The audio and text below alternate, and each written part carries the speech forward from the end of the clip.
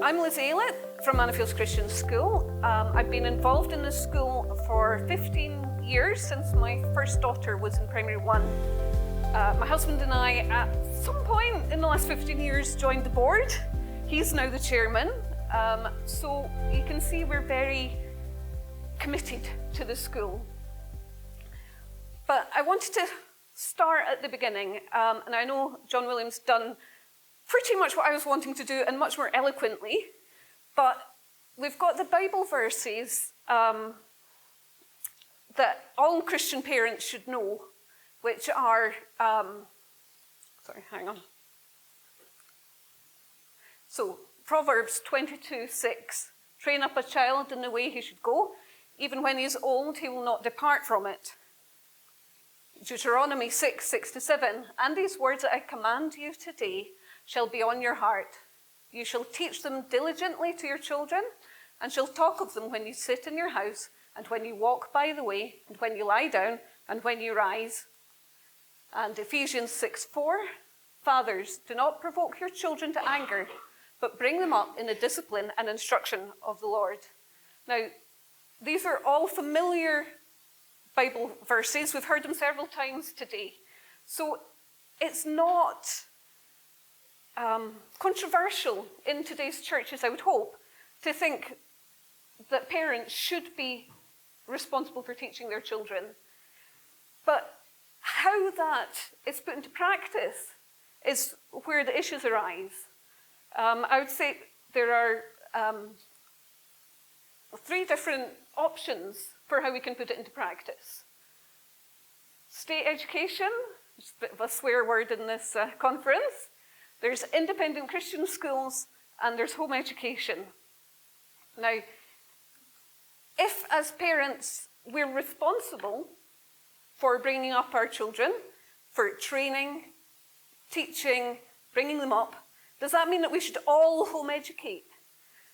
And although home education is a really excellent option, it's not possible for everybody, whether there are caring responsibilities, financial pressures, or lack of capacity to teach. Not everybody can home educate, and so we need to look at what the other alternatives are. The state school is, in this culture, the default option. It's just what I went to when I was a child. So it must be okay for me to send my children. Or it's what everyone else in my church is doing, so it should be okay. But we've seen that from Neil and the various other speakers that the state system has departed so greatly from the initial ideology where it started with the ragged schools. And so state school is not fulfilling these responsibilities to educate our children. As an aside, I do want to say, like Yannicka had said earlier, there may be circumstances in which state school is the only option for you, whether it's additional support needs or there's not a Christian school nearby. And God knows these circumstances. Like Yannicka said, pray. But if it turns out that in your particular circumstances, sending your child to a state school is the only option, then God knows that, and he will protect and honour your decision if you seek to bring your child up to know and love Jesus. So I don't want people to be discouraged by the fact that everyone here is saying state schools are bad and that's what you've chosen. But I would want there to be a better way. And I believe that to be Christian schools. Now, I don't want people to come away from today having heard about the dreadful state of the state schools and thinking, oh, the only option is Christian schools. Because it shouldn't be a negative decision to send your child to a Christian school. You shouldn't be reacting out of fear of what the state system is like, but out of faith as to what a Christian school can provide. And at Mannafields, that's what we aim to provide. And so we do this in various different ways. So Mannafields has been around for over 35 years. So we're in for the long slog. And what we've learned over those years, we want to share with other people. So if you're looking to set up a school or just want to know a bit more about what it is like to run a Christian school, if you already have a Christian school, then we want to work with you and engage in that. But what we do is that we are a parent-led school. So that means that we are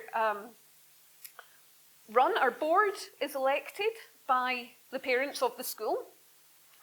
All the board have to sign up to the statement of faith and be in good standing with their local church. So it's not just any random can get in. Yes, they voted me in. But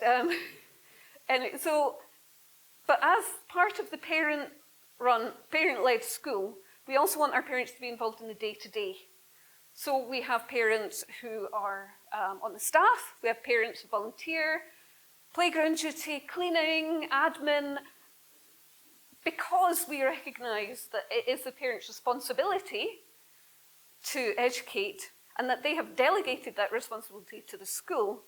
We want the parents to be involved, to have that say, to have that oversight into what we're teaching and how we're running the school.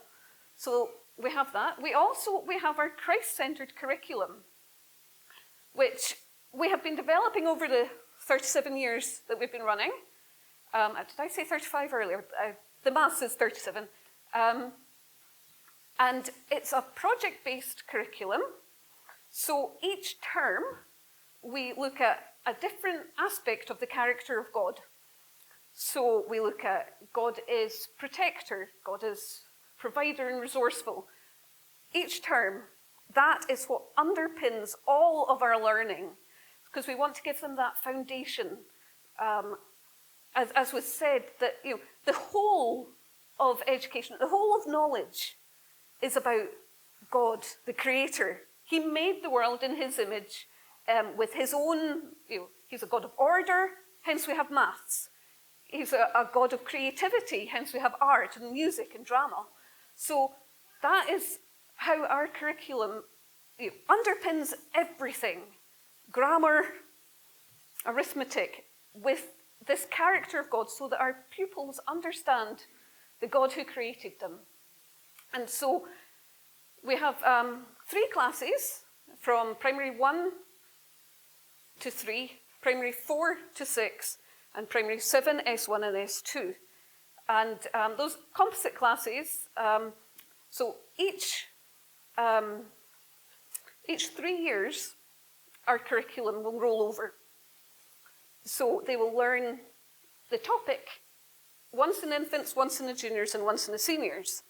And that way they can deepen the understanding that they get. So for example, for the topic, God is peace, the infants learn about the story of Jesus calming the storm. And that leads them to learning about weather, the work of the RNLI. But then in the juniors, when they revisit it, they will look into the absence of peace. And so they learn about World War II. And in the seniors, again, they go deeper. They think about, well, how can we be bringers of peace into the world? And so they look into negotiation, the UN, politics, that kind of stuff. So that's just an example. But for each term, that's our aim, is to infuse the whole of what they're learning with this characteristic of God. And of course, we teach maths and all of the key academic subjects.